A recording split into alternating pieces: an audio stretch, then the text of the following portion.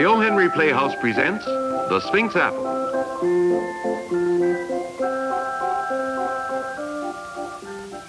With bold and sure strokes, O. Henry introduced his readers to Oliver Redruth, a man who lived and dreamed of one day building an empire of steel. Without compromising, O. Henry dramatized the cost and effect of Oliver Redruth's dream through the eyes of three people: Philip Ruman, Charles Carter, and Linda Wellman. O. Henry's The Sphinx Apple is the violent result, a tale of fear, hate, and love. 2 minutes slow.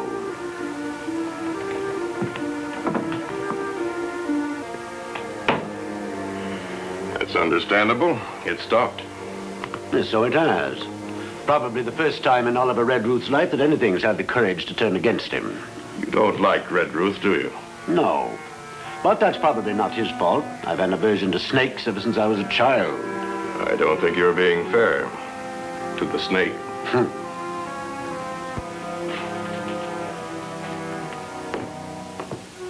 Don't touch that. The object on the pedestal is intended for only one of you. No one else shall be permitted to touch it. Is that clear?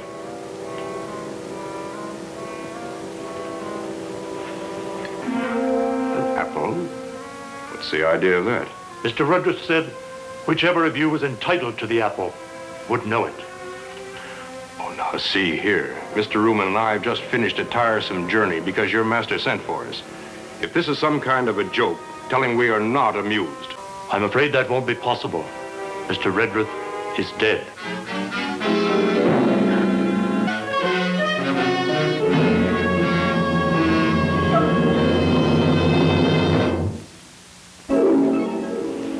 Sure you won't have some coffee, Fred? No, thank you, Mr. O. Henry. It'll make me feel like a very good host. My chance to watch you construct a story, sir, is more hospitality than I ever dreamed. Thank you. That's very flattering. All right, let's get back to the story. We created a situation and 5 characters. Now, what should we do with them? What would you do with them, Fred? Well, sir, I'm only a student writer. But obviously the two men feel a bitter hatred toward Redruth. And the apple could well be a symbol of contempt on his part for one of them. Mm-hmm. It'd be interesting to look into the relationships that existed between Redruth and each of the three. Perhaps in that fashion we'll learn for whom Redruth actually meant the apple. That sounds good. Let's try it on for size. We'll go back to the group, and we start with Ruman. I can save you the trouble. That thing is intended for me. And once I get my hands on it, I'm going to spit the seeds right on his grave. Don't be so sure you're going to get the chance. The pleasure might be all mine. No, Carter, you're out of it. How do you know? Because no man is twice capable of pulling a deal as rotten as the one he shoved down my throat. It must have been 20 years ago. I went to Oliver Redruth's home because I'd received a note from him advising me to resign from the board of my own corporation. I started Amalgamated Oliver. I made it the power it is today. That didn't just happen. It took work and sweat and more work. What makes you think you can just move in and help yourself to all the glory? Now you listen to me. I've been buying up shares of stock in your company for years, and you knew it. But did you do anything to stop me? No. Did you stop selling your own shares? No. You were much more interested in gambling.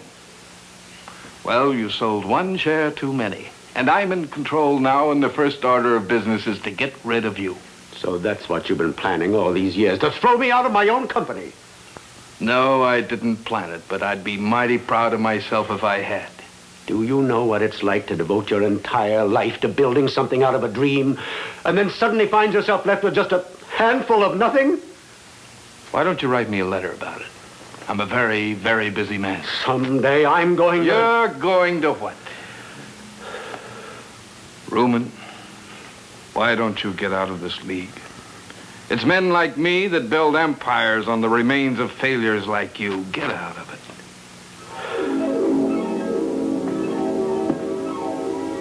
As if his treachery weren't enough, the dirty thief leaves me this miserable trophy. Don't be so sure. I think after you've heard my story, you'll admit it was meant for me. My wife had been stricken with a serious illness. It was going to take money, lots of money. So I sought out the only man I knew who could give it to me. Oliver, I must talk to you. I have an office for those things. It can't wait. It'll have to wait. I'm having my dinner, or hadn't you noticed? Oliver, I've just left the doctor. My wife is desperately ill. How does that concern me? Well, I've got to... Chill that. I've got to have money, Oliver. The question still holds. How does that concern me? It may mean her life. I don't know where to turn. Why don't you send her to a clinic? No, she must have personal attention right away. And you want me to pay for it, is that it? Well, I just... The gentleman won't be here that long. I just want what's coming to me from the patents on my inventions. Carter, the money that's coming to you from those patents wouldn't pay your car fare home from here. But you've made over $1 million on them. And I gave you a salary every week, too, didn't I? What's that got to do with it? Why do you think I gave you an employment contract? Because I liked your face or the way you comb your hair? You said it was because you wanted exclusive rights to my services. Simplified, that means your inventions. All inventions developed by you during that period of employment belong to me. Now, Carter, you should read those contracts before affixing your signature to them. Your lawyer wouldn't give me the chance. Go fight my lawyer. Oliver, you broke that contract. You fired me immediately after you got your filthy hands on my patents. Why? I never give explanations to anyone. People give them to me. Now, as far as I'm concerned, you're fired. Now, if you can afford a year's litigation, you go ahead and sue me. I wish I had the courage to kill you. You better leave now before you spoil my dinner.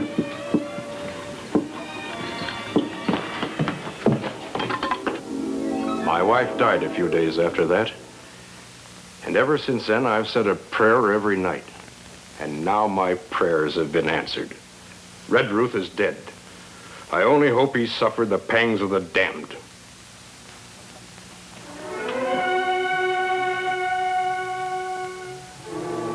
Do you know what I'm going to do with this apple?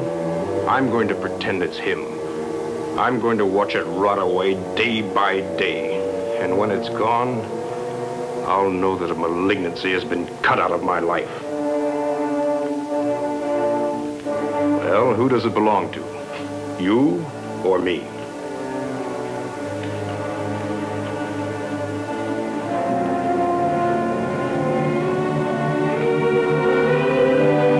Belongs to me.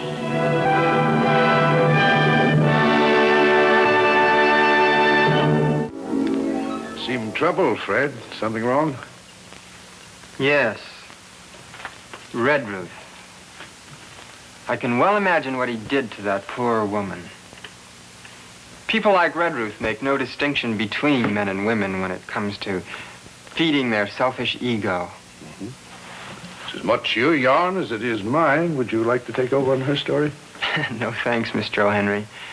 I'm afraid I'd bring it to an abrupt end with Redruth's murder. All right, then I'll give you the woman's story, and we'll review all the evidence against Redruth.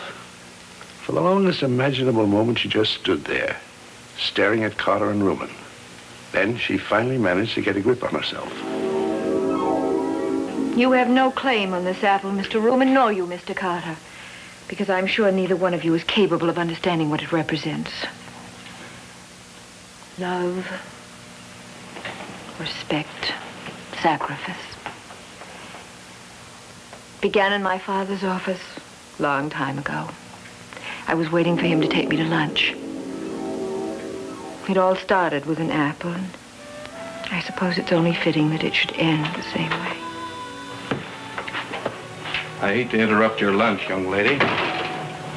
Would you take a memo to Mr. Pendleton of the Rollins Mills? You have the address.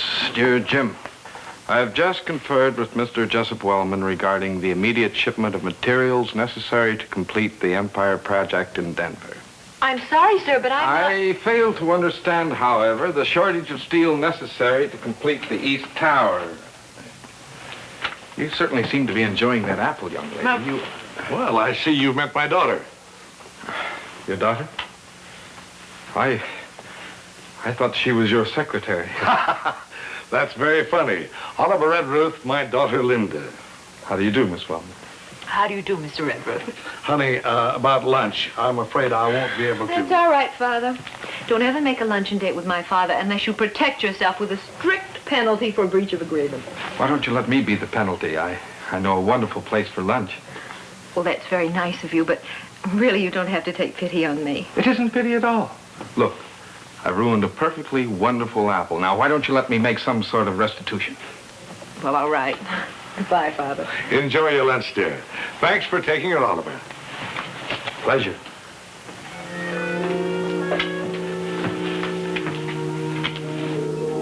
Began as simply as that. Oliver Redruth turned out to be the most fascinating man I had ever met. Needless to say, I was terribly flattered when I discovered that, for the moment at least, I had replaced rails and utilities on his busy agenda.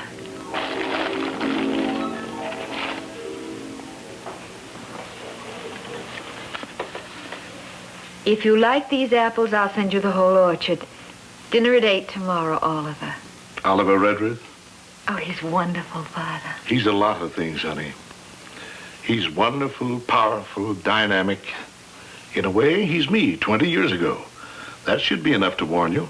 Who could ask for anything more, dear? Things moved pretty quickly after that. I became a part of Oliver's daily agenda, and I tried to live each moment for all it was worth, never daring to think what might lie ahead. One thing I knew, that as far as my feelings for Oliver Redruth were concerned, I had already passed the point of no return. You know, Linda, you filled a tremendous void in my life. I'm very grateful. I didn't know that men as busy as you had voids in your life, Oliver. Perhaps if I weren't so busy, I'd have more time for things. The really important things. Like us? Like us. I'm falling in love with you, Linda. Deeply in love. And... Thank you.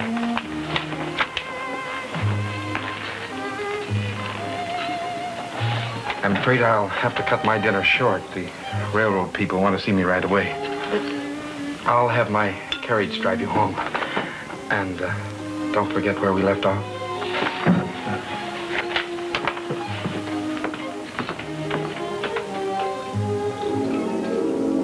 I hadn't forgotten where we left off, but I was soon convinced that Oliver had. He didn't call for weeks.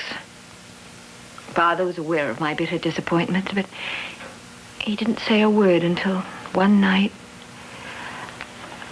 out of the blue, Oliver called and asked me to dinner. Linda, please sit down a moment. Well, I'll be late for dinner, Father. This will only take a minute.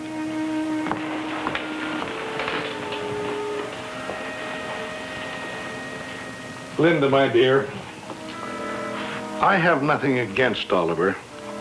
Matter of fact, I have great respect and admiration for him.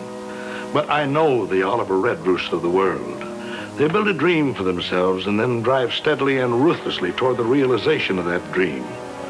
Anyone that gets in the way is bound to get crushed.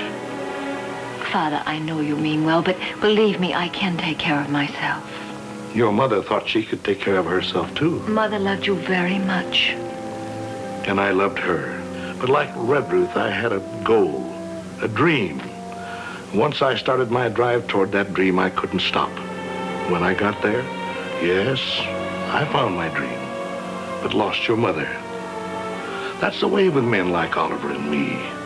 It's our destiny to belong to the people we fight, not to the people we love. Oliver Redruth can never belong to you, my dear. He has already given himself to the world he is seeking to conquer. Thank you, Father. Thank you very much.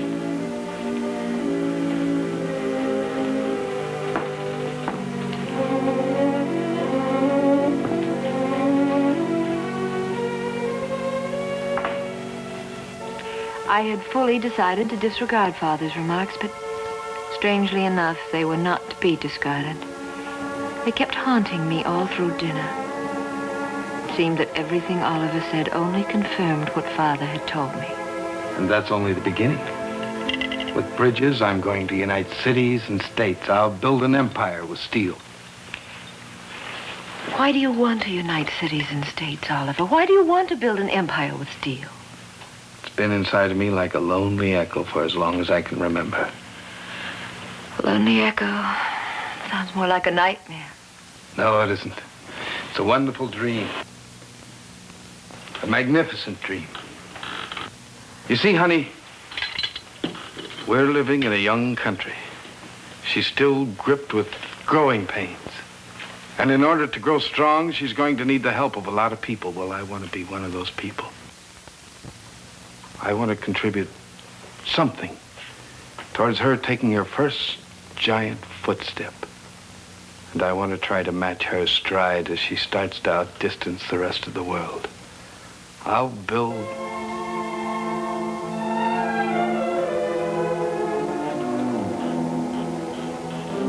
While I'm doing it,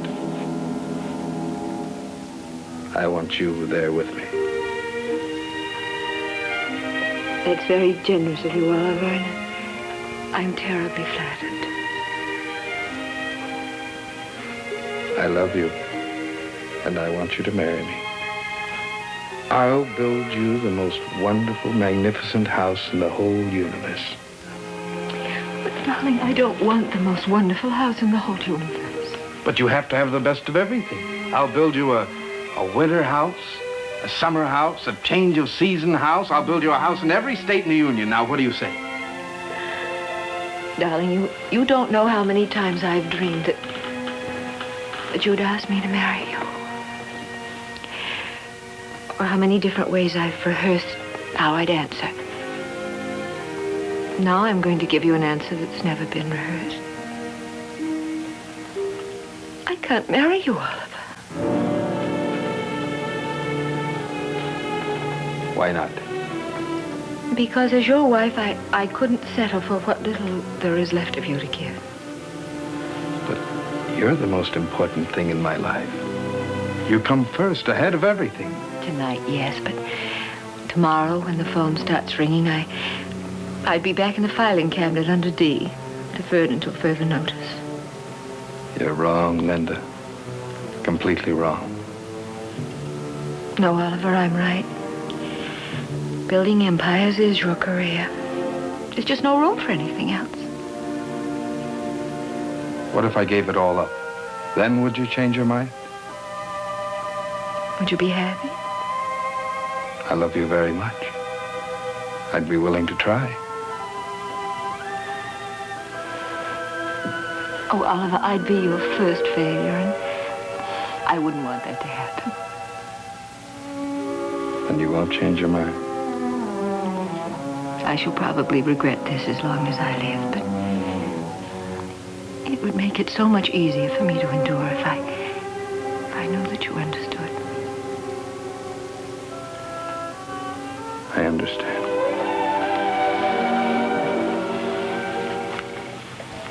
After that, I saw less and less of Oliver Redruth. He drove steadily ahead towards the goal he'd set for himself, and the closer he came to it, the more he gave of himself. Till eventually there was nothing left. Even for me. His career took him to Europe and South America and the Orient, and it was 10 years before our paths crossed again. Accidentally.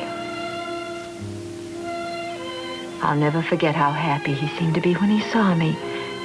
Nor will I forget what he said and how honestly he said it. Oh, Oliver, it's so good to see you. You're looking wonderful. Just wonderful. So are you. Won't you sit down? I read about the new construction job you've started in Oklahoma. The newspapers say that it's the work of an industrial genius. You don't believe everything you read in the papers, do you? I certainly do. I'm so proud of you, Oliver. You've gone all the way. Not quite. I still don't have you. I still want to marry you, Linda. I want to very much. Please, Oliver. Is there someone else? There's never been anyone else. There never will be. Well, then why? I've never been able to make my reasons clear to you, Oliver, and I don't know that I can now, but please trust me. I know that I'm right. All right. Oliver, if you ever need me, really need me, if I can ever do anything to contribute something truly that will help you, all you have to do is let me know. Thank you very much. I'll always remember that.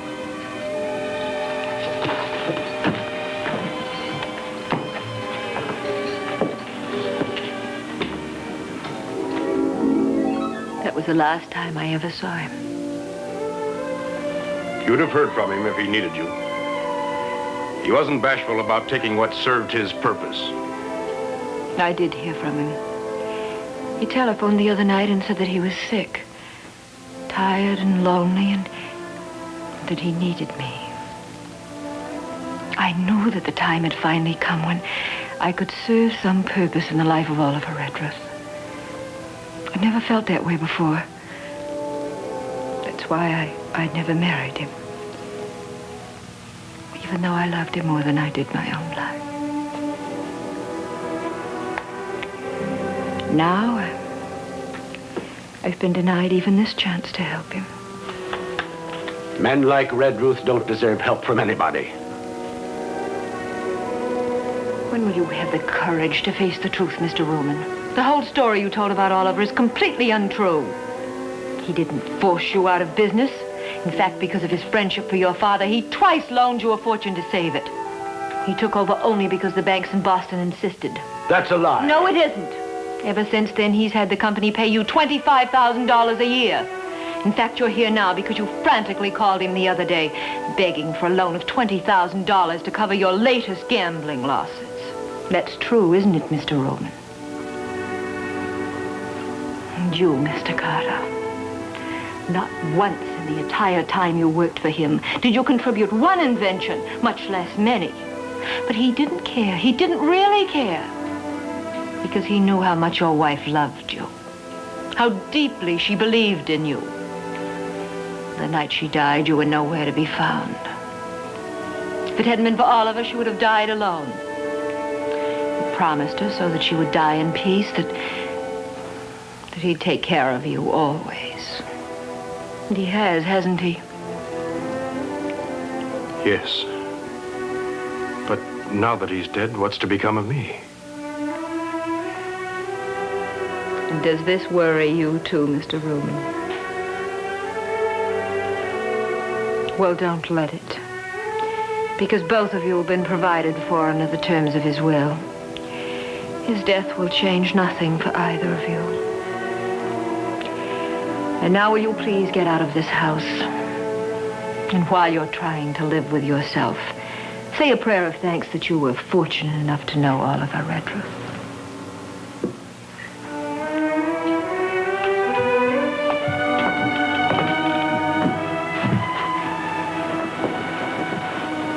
Your carriage will be here in a moment, gentlemen. Thank you.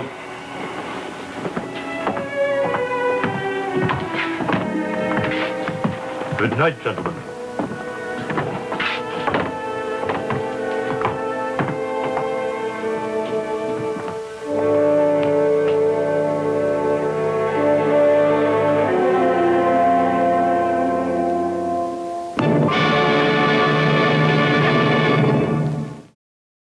Well, there you have it, Fred. The story of the Sphinx apple. Mr. O'Henry, was the apple poisoned? Is that what killed her? No, Fred, it wasn't poisoned. I believe it was the final call from someone bigger than all of us. A summons that permitted Linda to join Oliver in a world they could share together. A world where dynasties and empires are powerless to destroy the union of souls, a new world. They could finally belong to each other. You know, a love such as theirs is something that cannot be denied. Even by a writer named O. Henry.